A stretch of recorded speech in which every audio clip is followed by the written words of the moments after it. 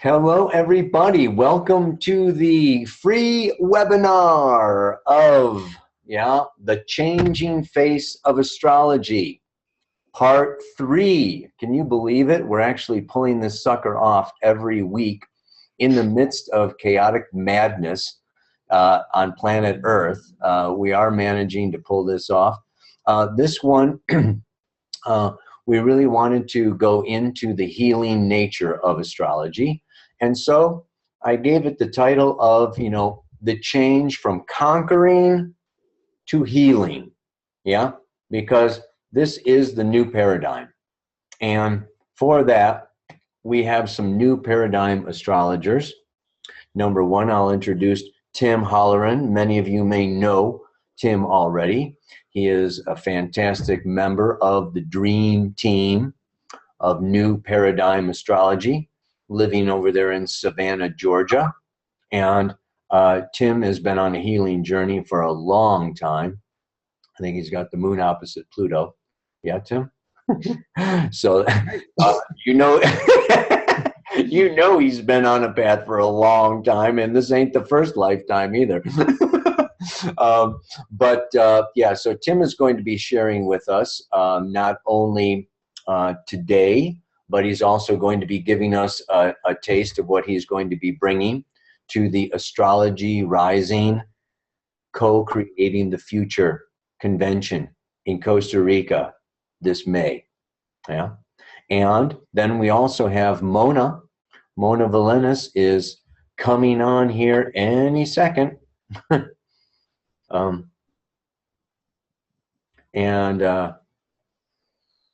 I think she's going to speak for herself, but she's working with music, with shamanism, with rebirthing, with astrology. It's just, absolutely fantastic. And speak of Mona, and by golly, she appears.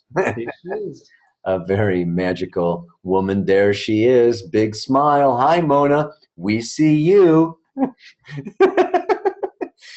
just Hello, introducing everyone. you. All right.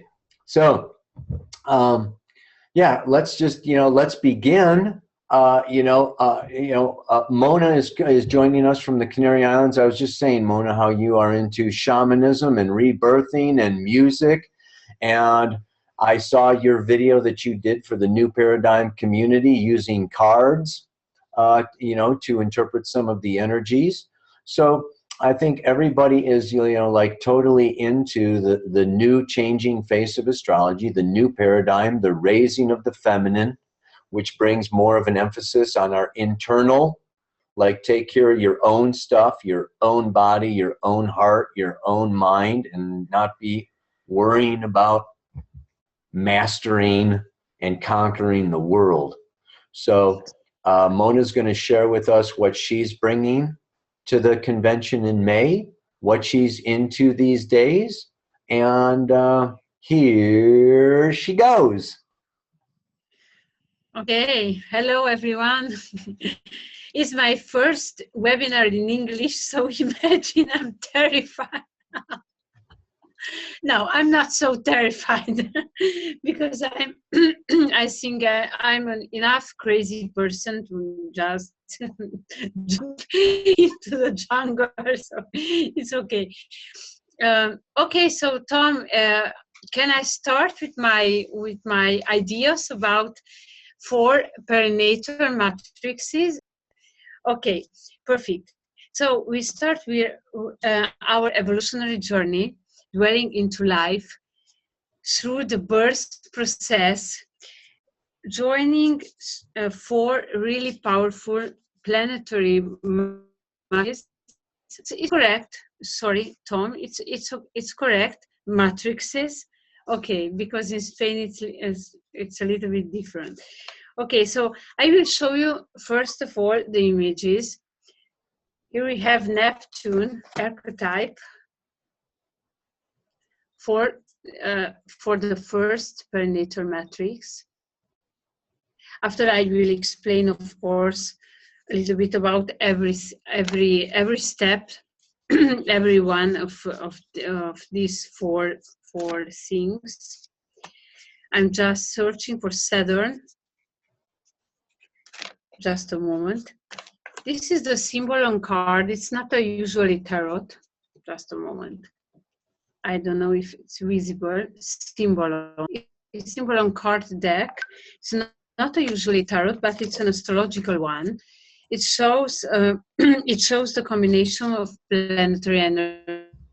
It's a wonderful work of two German astrologers, Ingrid Zinner and Peter Orban.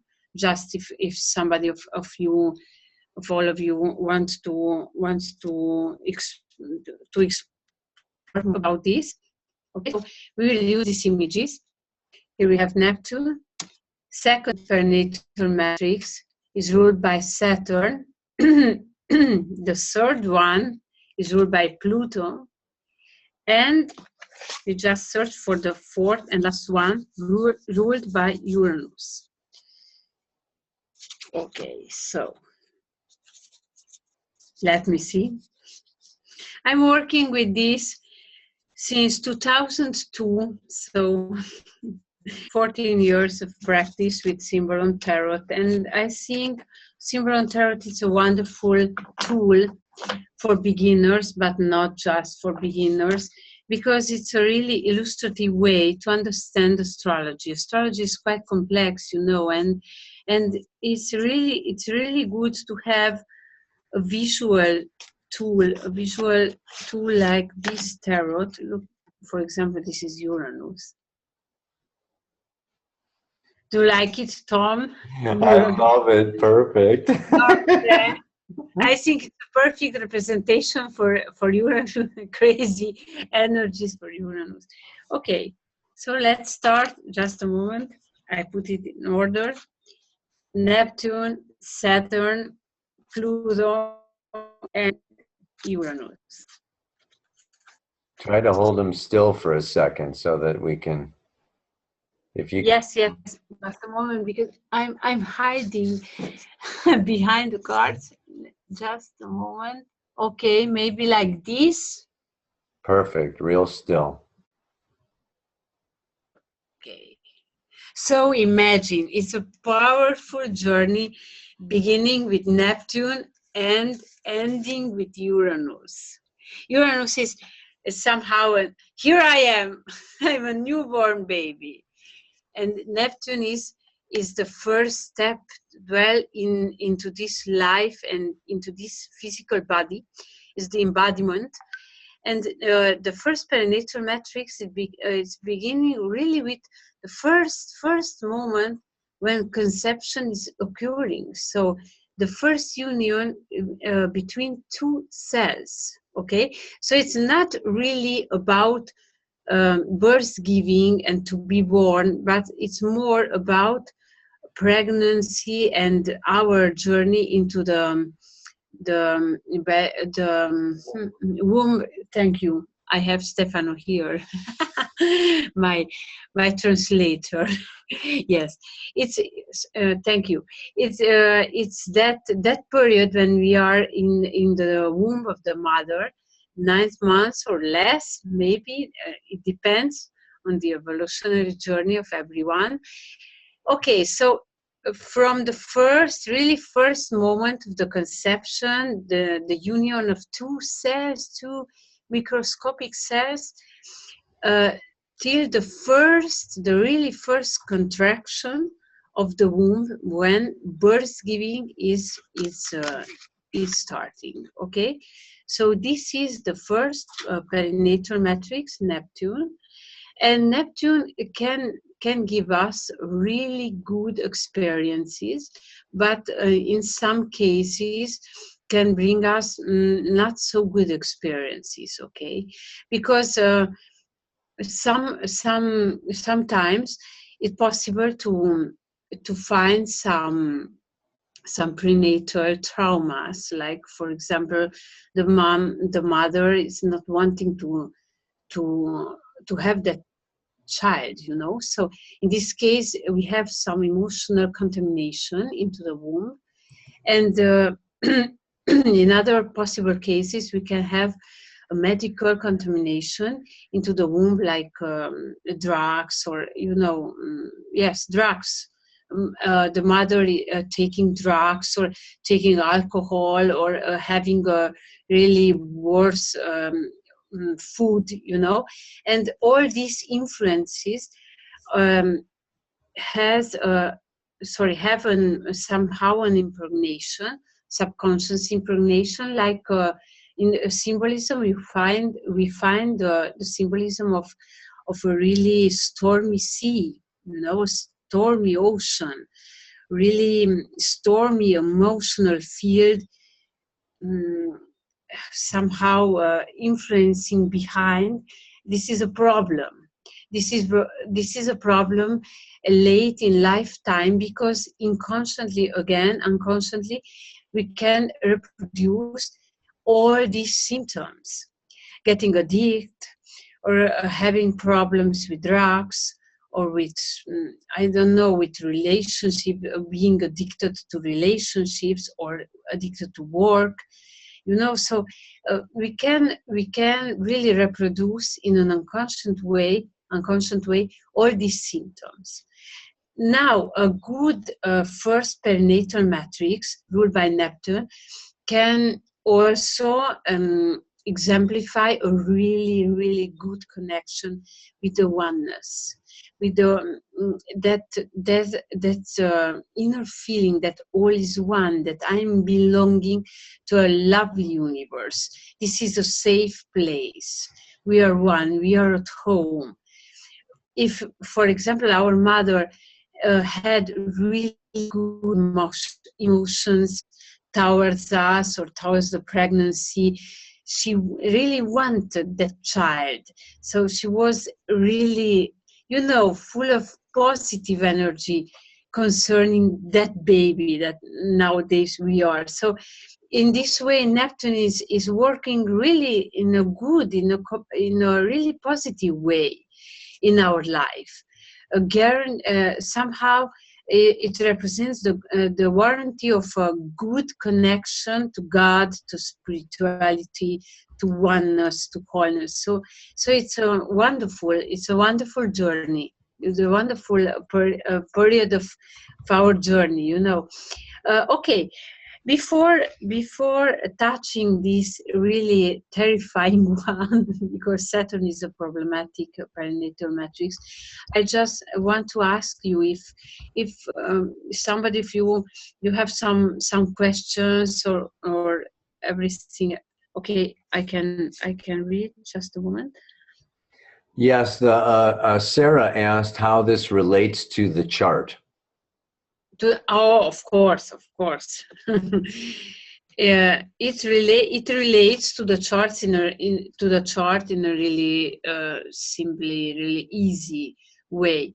We just have to take a look to our Neptune. If our Neptune has only good aspects, is the perfect sign that first perinatal matrix is working well. So without any problem. But if Neptune archetype or Neptune planet Neptune in our chart has some difficult aspect like squares or opposition, yes, me too. I have a perfect a fertile square between Jupiter and Neptune.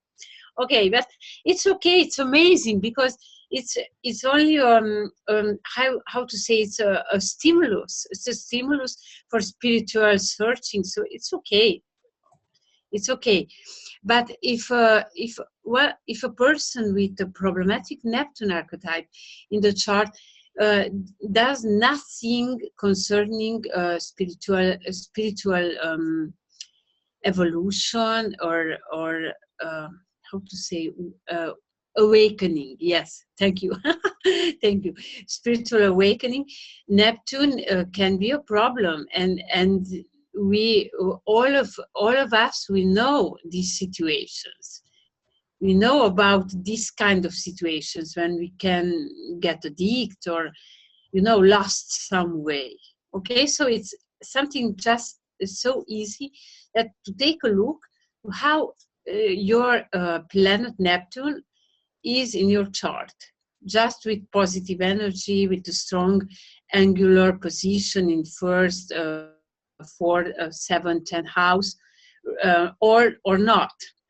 Especially, I think it's really important if Neptune has some problematic aspects with personal planets.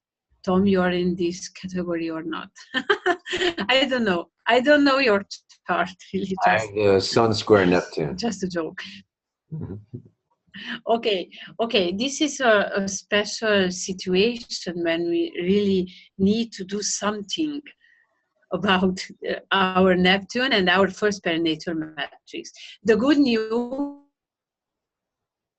is that can be healed and somehow transformed. Okay.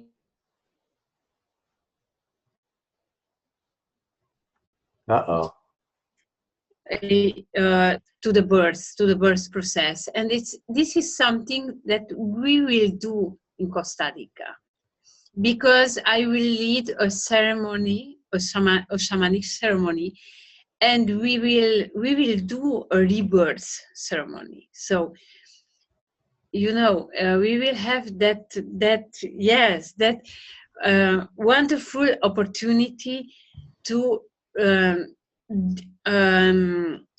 again and again be in touch and in contact with all of these energies, and just take a look what's happening there, not from the mind but from the body, from completely from the feelings, from the body, from the feelings into the body. So it will be different, and it will be easy for me because I will lead that ceremony all with music, with live music, and really just a small part of talking. So it will be wonderful for me because I'm still terrified with my English. So, thank you all for your support. I think it's important for all of us just to overcome these small problems. Okay, so let's see if somebody asks something interesting about this. The English is just fine. Thank you. You're so kind. Very, very good. I gotta say, I saw one of Mona's CDs or a DVD of underwater music, and can you talk a little bit about, you're giving away something to everybody who signs up for the convention today? What are you giving away for free? Yes, of course. My CD is talking about Neptune. My CD is called Sirenas. In Spanish, it means the mermaids. 73 minutes of completely oceanic music of the sea, of the deep sea. I'm a double Scorpio, you know, so I have some deep issues with water. and water in my chart is the dominating element. So I think I have something to see about this realm. So I will give this for free. It's really wonderful. It's music for healing, and really it's for healing. Tom, you know this music, so beautiful. Thank you, Mona. I can't wait to see you cut it out. Wonderful. Thank you, guys. Thank you so much. And now a rocky island. Yeah. Sorry, I have more time or not? Because actually, you're here, Stefan. We might be able to come back to you a little later, but here I am. So yeah. Okay. With more friends, or not really friends, you know. And we can always go a little overtime and come back, because I mean, I want to hear more about Saturn and Pluto and Uranus. I mean, it's interesting to me because I know I'm going to be talking about the chakras, and you know, the co-rulers of the root chakra are Saturn, Uranus, and Pluto. Wow. Yeah. And how powerful. a mighty combination. So you are doing your Scorpio thing down there in the root chakra of, you know, the base foundation root of our human existence. You know, it's like, yeah. I'm searching about dinosaurs. So imagine I'm doing a research with dinosaurs. That's great, man. That's great. All right, but I'd like to turn a little bit of time now over to, so we can see the changing face of astrology. Hello.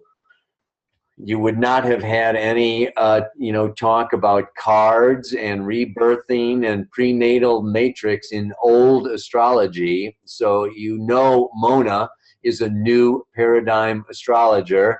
Oh yeah. And definitely talking about the Sun Uranus conjunction at your service. Yes. yeah, baby. Oh my God. And so yeah, so this is the changing face of astrology. And we have another dream team new paradigm astrologer here, Tim. And he's going to be talking about other aspects of healing with Chiron and the asteroid Lucifer. Take it away, Tim. What will you be sharing you know, with everybody live in Costa Rica? Sure. Well, first of all, thank you so much, Mona. I'm super excited for that rebirthing ceremony. And you guys are in for such a treat getting that CD. Mona has an amazing voice. It makes so much sense that you're a double Scorpio with that depth in your music. Amazing. So real treat to look forward to with that. And yeah, there was some mention of holding space. And this is something that's really important in terms of the changing face of astrology, is obviously we're coming from some more traditional astrology that's a little more mechanical and procedural, and, you know, it can be a little dark or daunting sometimes. It kind of leaves us with, you know, there's positive, there's negative, there's good, and there's bad. And I think that this is a huge part of astrology that's really changing, is this sort of dissecting and labeling into good or bad experiences. And so what I'm going to share today, talking about the archetypes of Chiron and Lucifer, is sort of getting beyond the good or bad, black or white, dissecting and labeling things, particularly on the surface with these archetypes, and really with healing in general. You know, astrology can be a tool for healing. It can be more than just information, and that healing really happens within the space that is held, whether it be with yourself. You can certainly hold space for yourself as you're looking at your own chart, or whether it be a friend, client, or a family member. And holding space means the embracing of whatever information is coming at us, or whatever experience that we're going through. And obviously life is a full spectrum experience. It is not just fun and games. There are some jagged, rite of passage, maturing phases that we all go through. And we can use astrology to understand the whole and to really embrace the whole. And so particularly when it comes to Chiron, we see this place in our chart where the whole is very present. What might be seen as a hindrance or a sense of abandonment or disconnection or a sensation of punishment or being disconnected, through Chiron we have the capability to really transmute and evolve such parts of ourself through understanding from a higher perspective how everything that we experience, the good, the bad, and the ugly, can be a gift in terms of our own blossoming expression and how that can be shared with others. And so Chiron is profound. I mean, Chiron's really profound. You know, Chiron is the place where we will give to others what we have not been given ourselves.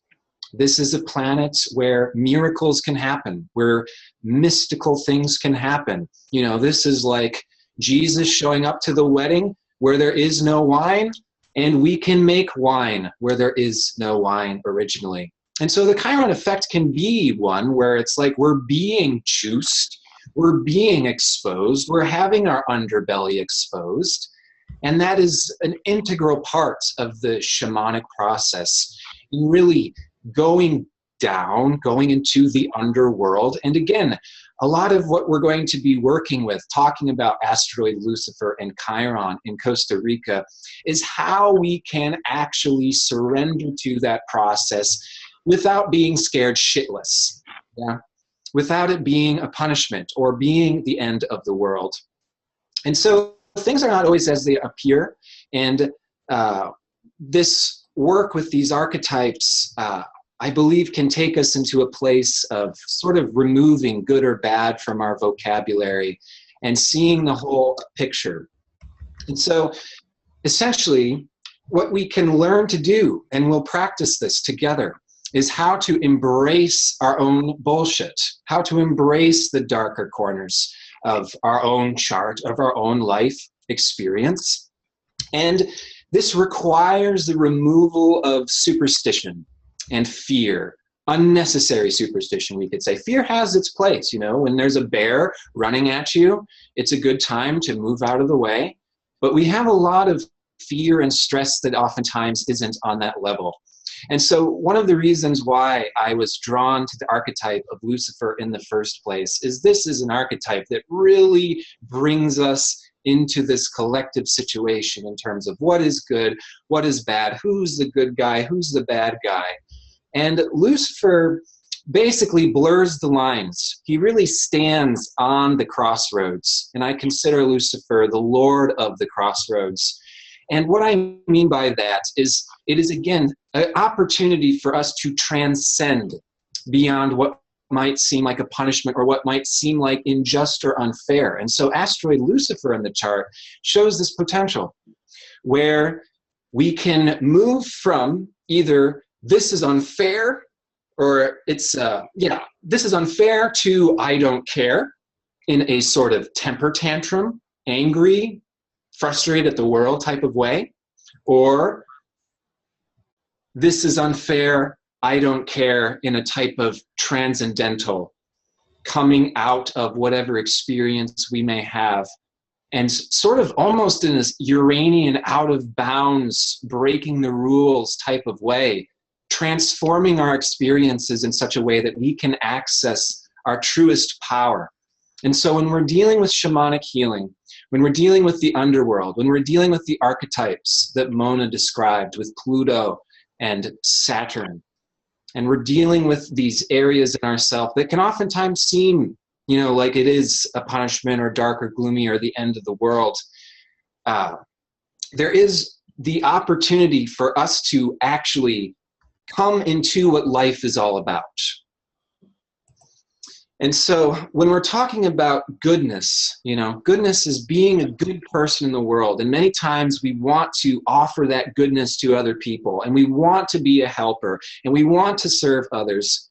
And sometimes it's more difficult to approach and to teach the truth to others than how we may, you know, assume it to believe. You know, why am I not approachable? Why am I trying to help somebody and they don't always understand where I'm coming from? It sort of brings it back into ourselves, and we have to hold space for ourselves. And yeah, just like you're saying in the chart, you know, Lucifer is the light bearer. It's an opportunity for us to illuminate these parts of ourselves, to really understand through a type of wisdom that is beyond the personal.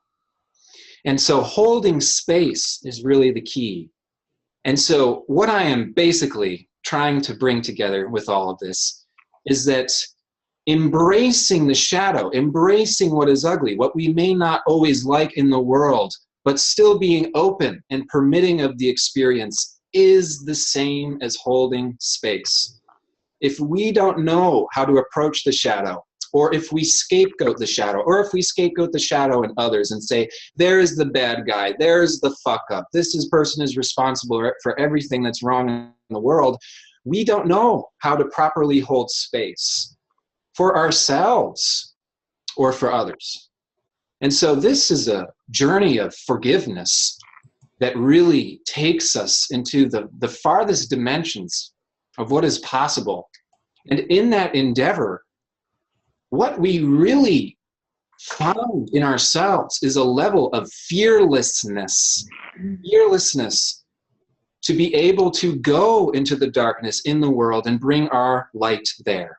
And this is the work of the shaman, the light worker.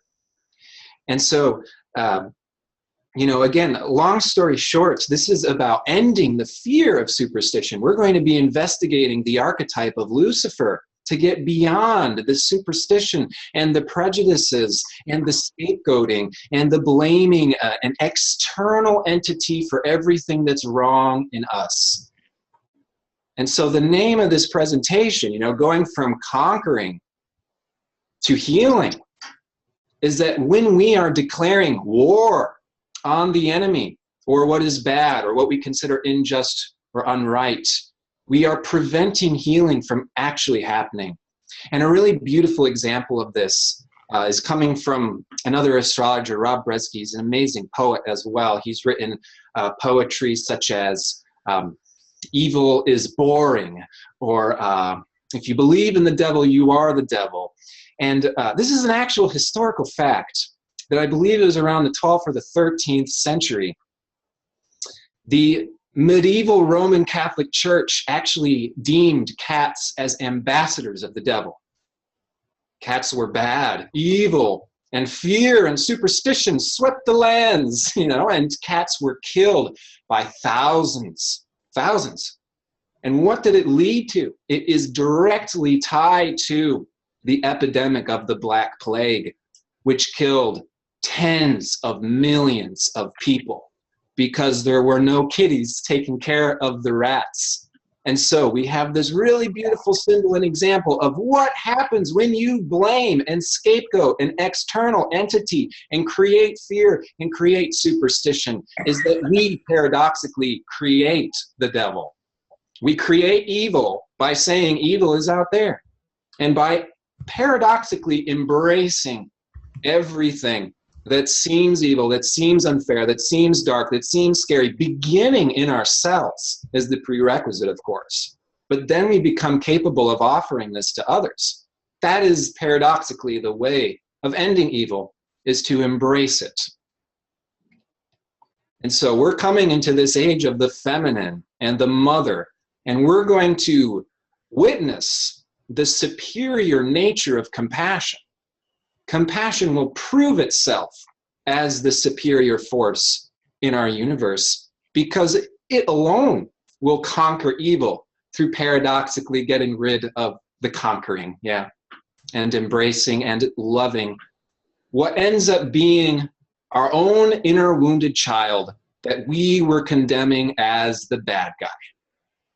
And so we have some really beautiful reflections going on in our world these days. I'm sure you're all aware. And it's a wonderful opportunity for us to, as a collective, move through that rite of passage so we can sort of blow through the scary, the superstitious, and the dark, and come out on the other end realizing that we as human beings, we are brothers and sisters. There is no more bad guys or bad nations or bad races or bad religions anymore. There is only us understanding that we are reflections of one another. And that is true with us and every other person on the planet. And so it doesn't mean open up your doorway to someone who's trying to rob you. But there is a level of understanding how such a thing could happen, how such a person can do such a thing without having to make them into the devil, so on and so forth. And so this is going to be some of our Lucifer talk. And you know, really Chiron and Lucifer, I feel like, have some interesting parallels in that way. Because again, it's the whole. We're coming into the whole thing, and the whole thing ends up being a gift to us, yeah? And so, can I hand that back to you, Kaipacha? Wow. I don't know what to say after that, Tim. That was great. Very profound. I have to think about that. Yeah. Really. Yeah, we'll see what happens. It's all an experiment. And so I'm really excited to share this space and to experiment and toss things back and forth because, you know, this is a delicate area and a lot of people have very different opinions. And I think that's just our own little symptom that this is where a lot of learning and growth can happen. And I'm very open to hearing about everybody's different personal experience, and so we can figure this stuff out for ourselves, yeah? I mean, I think some of it starts with taking responsibility for our projections. I think that it's easy to deny or say that we don't judge, or we're not, you know, we're full of light and love. But you know, like the first part of healing, or the first thing, is accepting, like, hey, you know what, I am human, and I can't stand that or that or that or that, and then you can heal it. But if you're gonna walk around pretending like you're not wounded, or pretending like, you know your shit doesn't stink or whatever, I mean, it's not happening, right? And so I'm really excited to get in there and get down and see, do that shadow work with you. I know I'm seeing a lot of the chat box over here. People are asking how to find their Lucifer, and it's an asteroid. I think you can do it on astro.com, but what I wanted to suggest for sure, Tim, is making a little ephemeris for Lucifer and posting it on the group Facebook page for the Astrology Rising Convention. So everybody who signs up for the convention knows before they get there where their Lucifer is, and can even have done a little bit of preparation, knowing the sign, house aspects, and stuff like that. Yeah. Do you have a typed out ephemeris, or? No, but I can make that happen. And for those of you who want to look up asteroid Lucifer in astro.com, the asteroid number is 1930. And so I'm not exactly sure where you put that number in, but that's the number of that asteroid. 1930.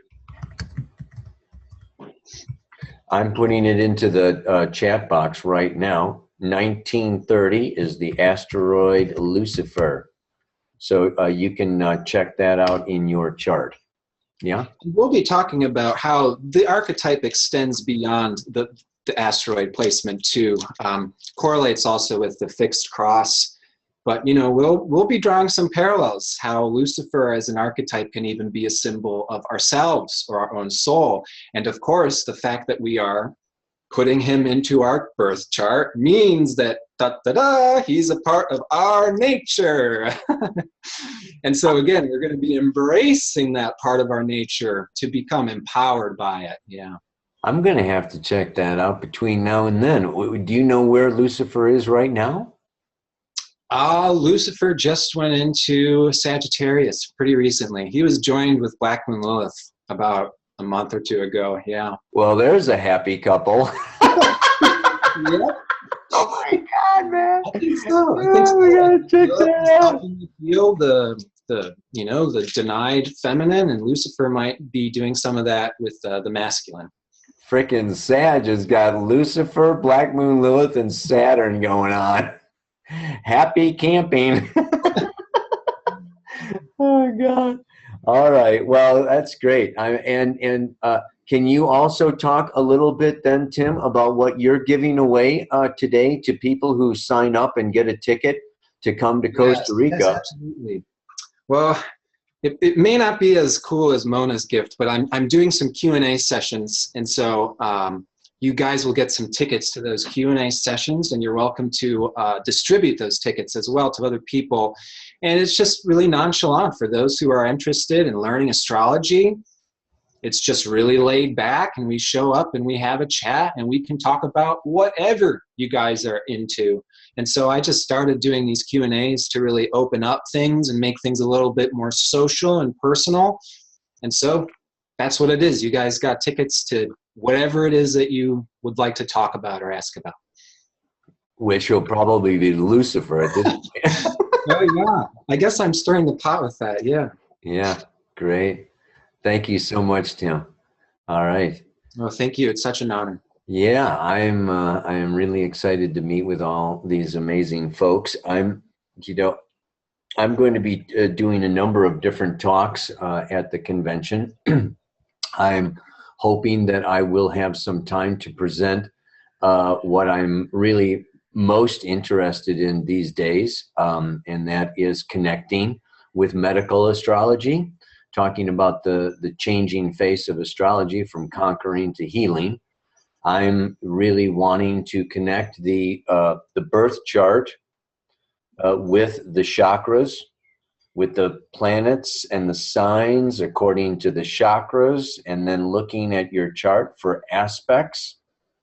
And then the medical astrology will also tie these planets into the organs. So we have, different organs are associated with different planets and the glandular system. And then these are associated with, I've looked into Louise Hay and connecting the organs, and any issues or diseases or problems are associated with emotions and are associated with fears. So we can look at the emotions that are, also looking at then the connection between your planet and having an emotional experience of your chart. And then taking those emotions, so we're coming right down from spirit to mind to emotion to the physical body. And there are different Kundalini yoga brings these different kriyas and different asanas and different postures for each one of the various organs and chakras. So there comes a point where you can move your chart, and this is what I would like to be doing, with people. I'm actually doing a whole week-long retreat in India in November that deals with this, but I'm going to bring some of it to Costa Rica. I'm going to be working on, actually, my book. I'm going to be doing a chakra workbook, bringing all of this stuff together. But what I would like to bring forward for you right now, and I know you're familiar with this, Tim, is Jeffrey Green, the founder of evolutionary astrology. Can you all see the shared screen? Yep. Okay. Yeah. Brought this out in his book called Uranus. It's a fantastic ebook that is available online right now. But like I was saying with Mona, you can see here, this is the root chakra is Saturn, Pluto, Uranus. The signs are Aquarius and Capricorn. And as we go up to the second chakra, look at the placements in your chart of Jupiter and Neptune, and maybe planets that you have in Pisces, planets that you have in Sagittarius. And are they square, opposite, conjunct? Are they friends? Are they happy campers or not? Yeah. So you can go, you can really look at your chart and then combine, and relate your chart to the different ones. Now, what I would also like to do today with you is just show you something that I threw together, if I can find it here. This is a Word document. Let's check this one out. Yeah. Can you see this screen? So let's take the second chakra. You have the right to have pleasure and to feel. The issues are sensuality, sexuality, and emotions. The goal of the second chakra is pleasure, emotional comfort and connectedness, merging, having a positive attitude towards sexual functions and responsible relationships and creativity.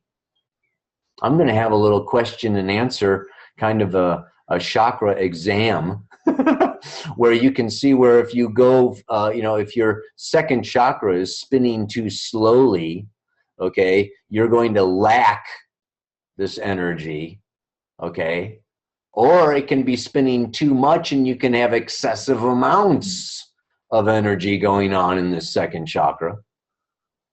And then you can experience emotional imbalances. So you can identify on any level Here's your physical organs. If you're having physical problems with your sexual organs, your low back, your pelvis, your hips, your kidney, your bladder, prostate, yes? If you're having physical problems, this is second chakra.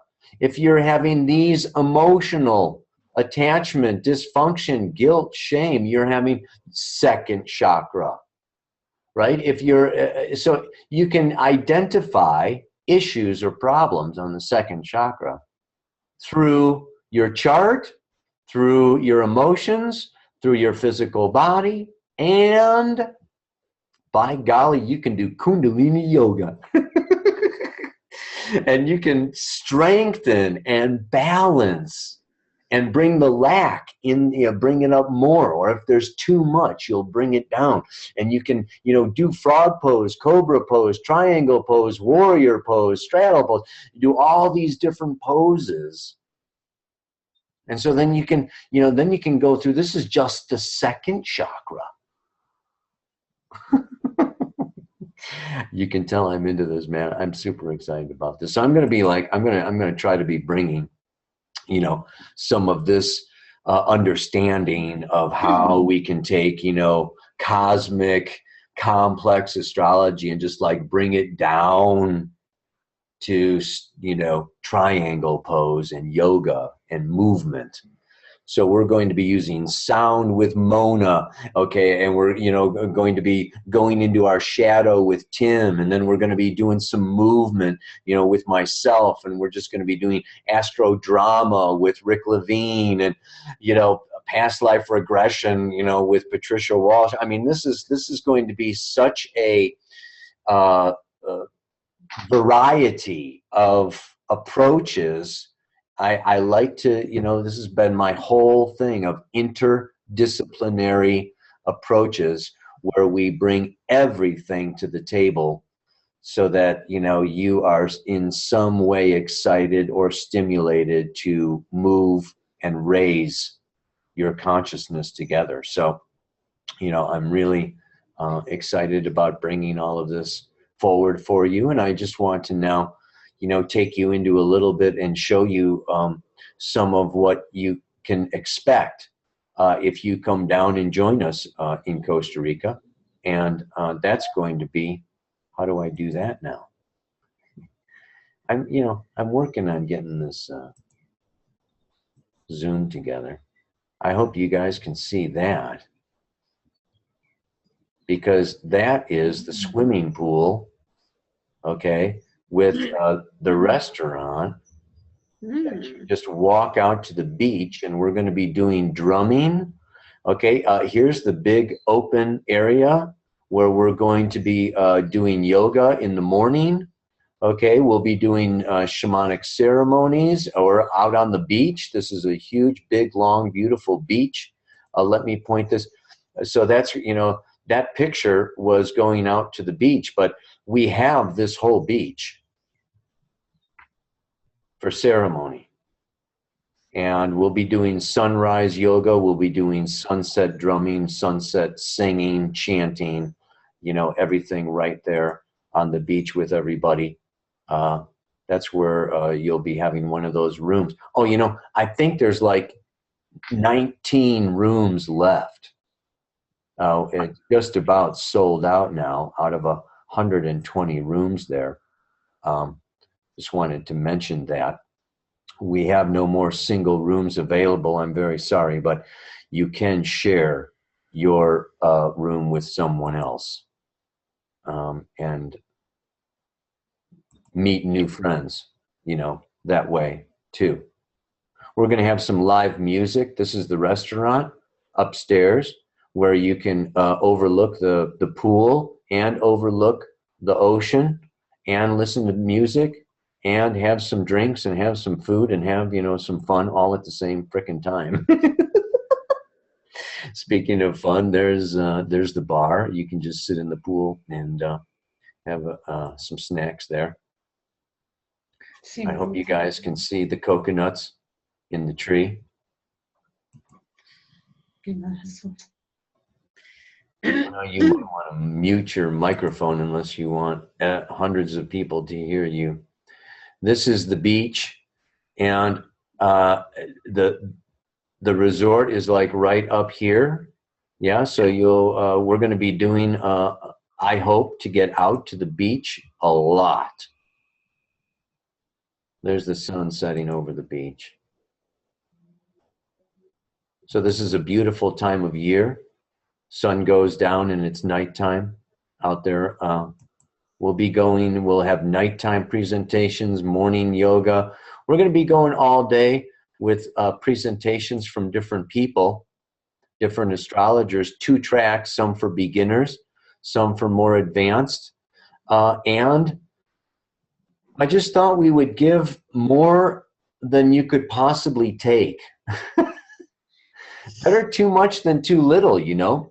So it's like, if you want to take time off and just go for a swim, there is time for that, but you know, you don't have to like go to every single, you know, presentation and hear every single astrologer. Oops, no more of those single rooms. But this is a double room, okay? So, you know, we have a Facebook group page. There's, you know, 70 people that have signed up now for double rooms to share. They're getting to know each other on Facebook. So, you know, you'll have your own bed, but you will be sharing a room with somebody.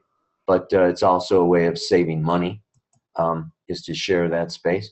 There is a spa there if you want to get massages and hot tubs and things like that. So I just wanted to share some of that with you before we, you know, put it forward for questions.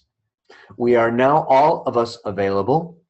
Oh yeah, oh no, I wanted to show one more thing. Sorry, man, I don't want to dominate the whole webinar, but I wanted to share with you also, of course, what's going on for the big today.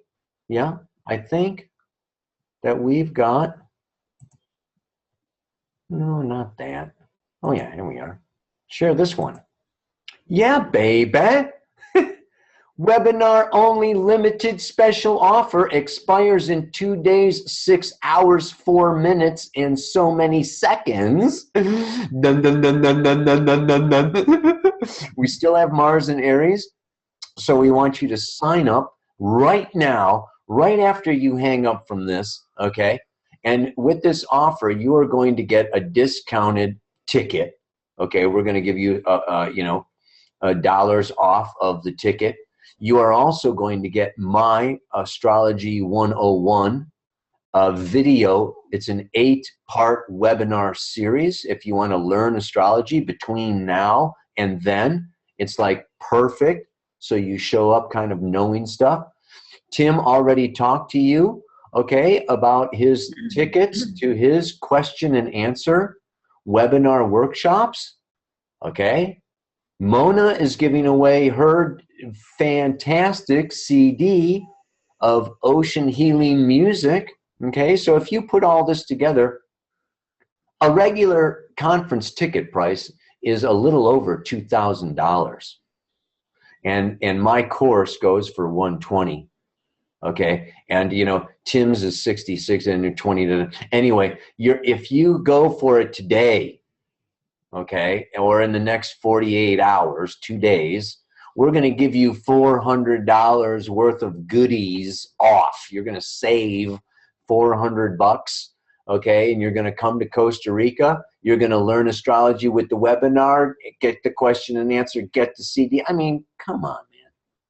I think it's a pretty darn good deal. I mean, and your ticket includes room and board, all you can eat, all you can drink, you know, all you can swim, all the astrology you can possibly handle, okay? So it's just like, you know, come on, baby. I'm going to put this in the question and answer. So if you want to get on right now, here it is coming out to you guys. Yeah, Zappo. That's the link. You want to, you know, copy that link right from the chat box into your browser and join us in Costa Rica, like, you know, now. But I want to go back to our little grass shack. And, you know, if I only had $2,000, that's why they make charge cards, man. And you know what? I'll tell you about this. You know, I was a broke freaking carpenter, father of 3, okay, living on nickels and dimes. And you know what I decided? I made a decision one day. This was in 2008 when Maurice Fernandez, my good friend, invited me to go to South Africa with him. And I said, are you crazy? I've always wanted to go to South Africa. There's no way I can afford to go to South Africa. And I meditated on it, and I slept on it. And I said, you know what? I'm going to change my attitude around money, around abundance, around life, around my reality, starting right now. I am going to frickin' go to Africa if it's the last damn thing I do. And, you know, I grabbed a charge card and I just said, you know what, I am going. And, I bought my plane ticket, like 8 months in advance. And sure enough, by the time it came for me to go to Africa, you know what? My reality, my life changed to support my decision. So what you want to be doing, and I think Tim was talking about this before, you don't want to be projecting out onto the world like something outside of yourself is in charge of your life. You are giving your life away. You are giving your power away. When you say, I am taking responsibility for my reality. I'm taking responsibility for my life. I am being my own Luciferic light bearer. And you own your trip. There is nothing stopping you but your own beliefs, your own fears, and your own shit. You know what I'm saying, man? So anyway, let's just have a little question and answer. I know that our time is up, but I don't really care. If you want to go away, you can go away, but some of you may want to stay a little longer and talk to Mona and Tim and myself a little bit longer.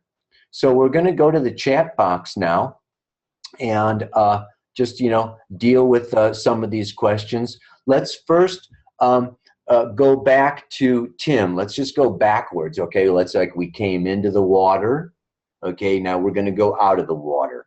So we'll take just, 10, 15 minutes for questions around for Tim. Tim, you can just check the chat box, see what they're asking, and go for it yourself. I'll shut up. Sure. Yeah, awesome. And I feel this will segue back to Mona and the cards that she still had to do as well. So that's wonderful. So I'm hearing a lot of people maybe coming into the chat late. What's all the talk with Lucifer? Lucifer literally means light bearer.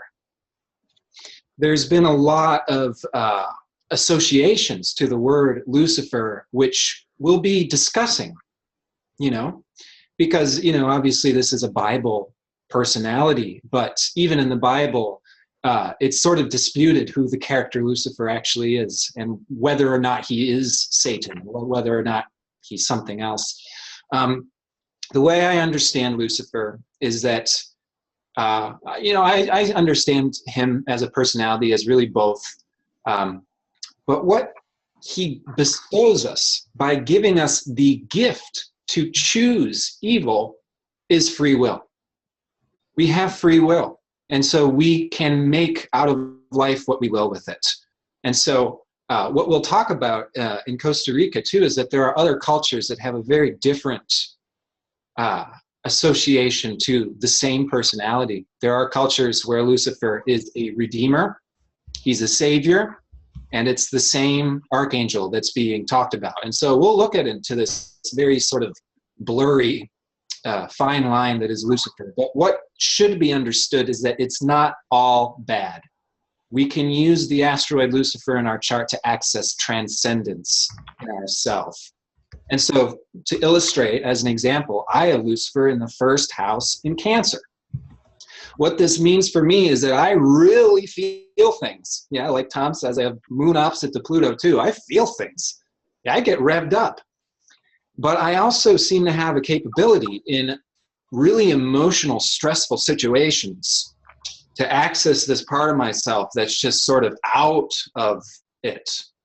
And so it's, again, it's just like with Chiron. It can be a blessing or a curse, but it gives us the potential to transform what might be at first what seems like a curse into something that really is a blessing. And Lucifer in the chart can represent that, particularly in terms of accessing the power within us that we didn't even know was possible.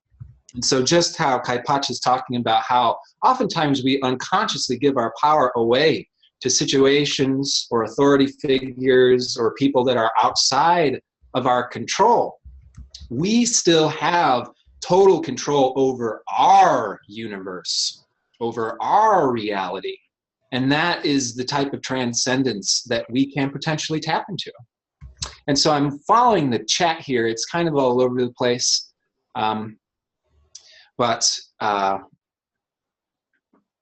Where is Lucifer in the chart? Is that Chiron? No, Chiron is a centaur planet. Lucifer is an asteroid. Yeah, and the asteroids maybe we'll talk a little bit about at the retreat as well, because they're very interesting.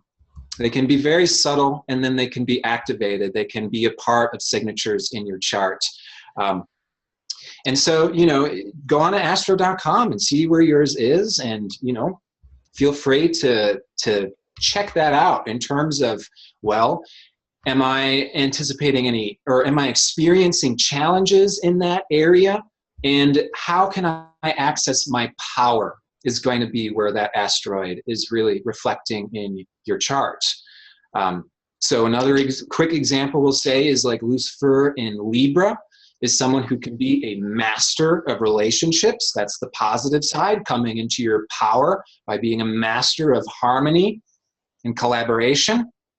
And the negative side of that would be just overcompensation, like put a smile on your face even if you are married to the devil himself.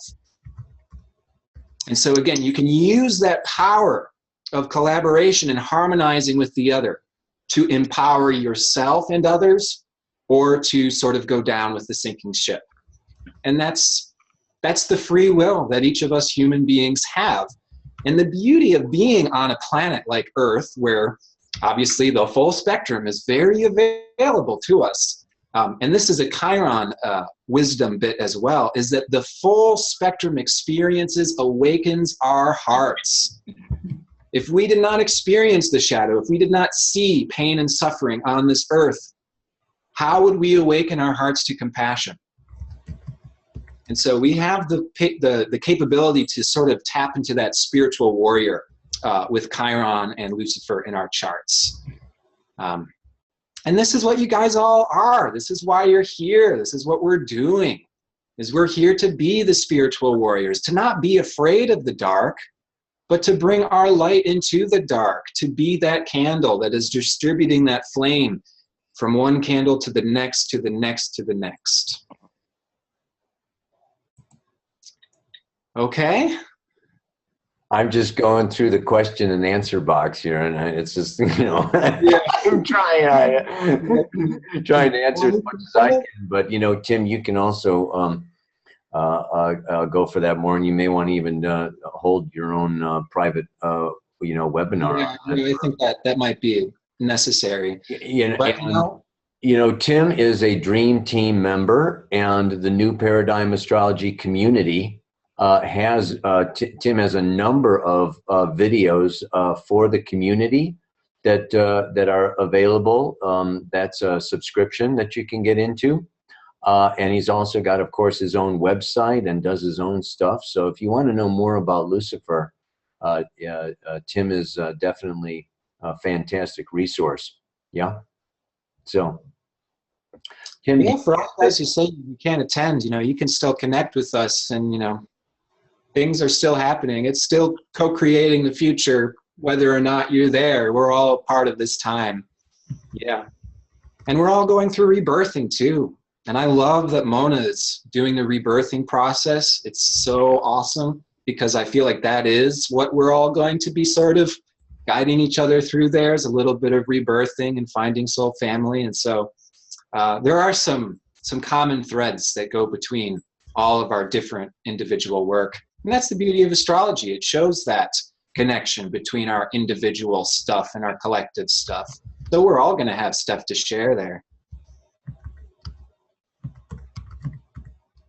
Go for it, Mona. Does anybody now have some questions for Mona? Or Mona, would you like to go forward with Saturn and Pluto a little bit? Yeah, baby. Yeah, I just saw a question of Saturn. I want to say that from my perspective, Saturn, the second perinatal matrix, is the most complicated.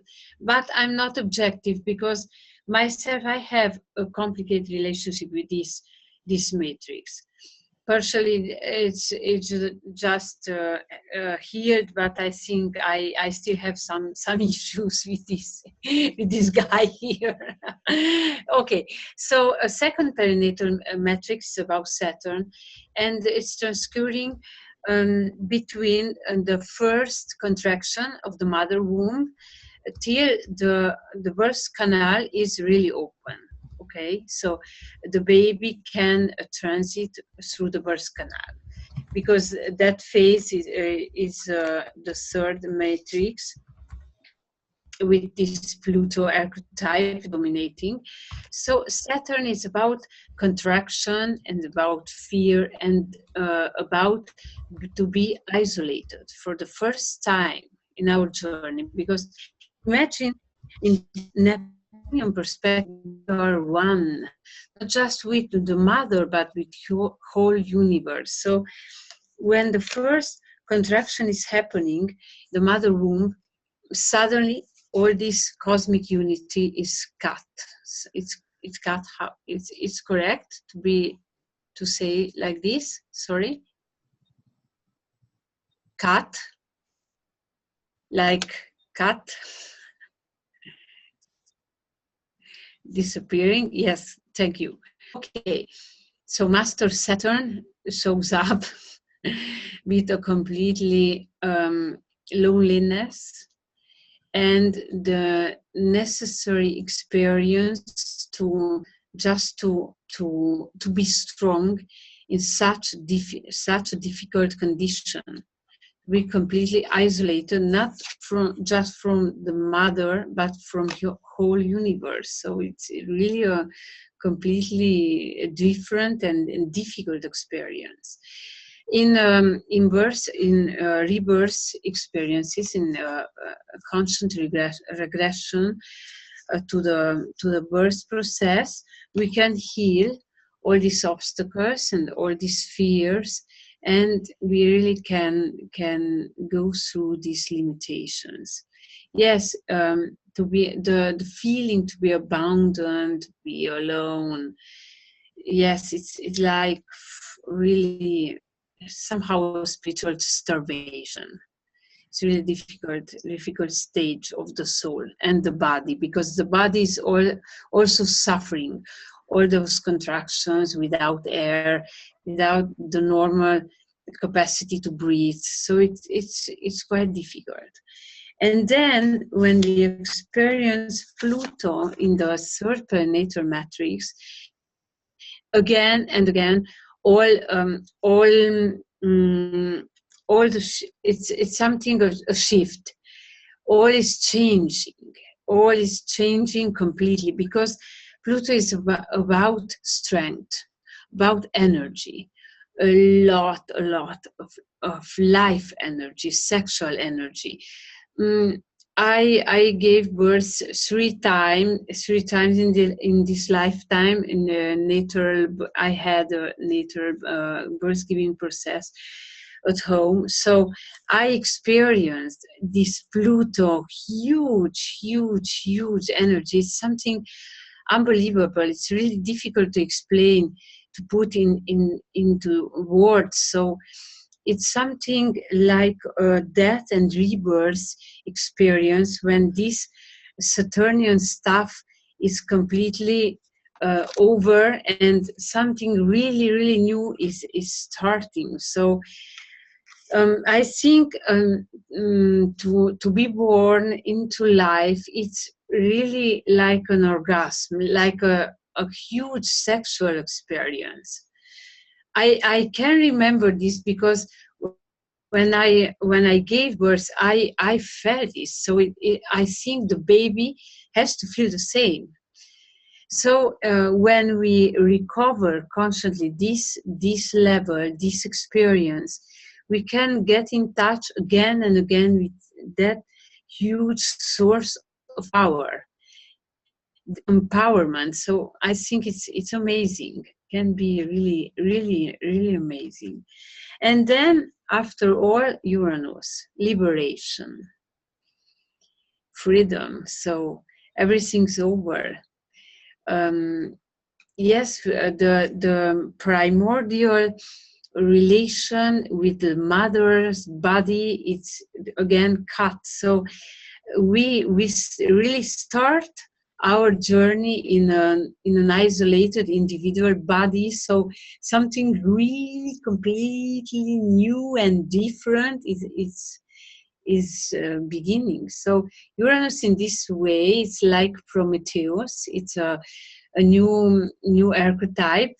It's about to have the value and the courage to begin a new, completely new journey, a new life process in an independent way from the mother's body and all that it was before. So I think it's really interesting to explore again and again in a constant level these four matrices.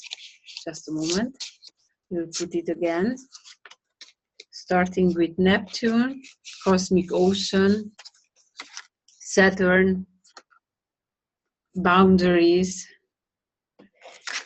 Pluto, strength, and finally Uranus, freedom and liberation. If you want to experience more, please come to Costa Rica and join us in Costa Rica, because we will work in a really extensive way with all this stuff. So it will be amazing. Beautiful. All right, Mona. Thank you. Thank you. That's a beautiful deck of cards. Yes. People are asking what the name of that deck is. Symbolon, I will just write it down in the chat. The Symbolon card deck. There you go.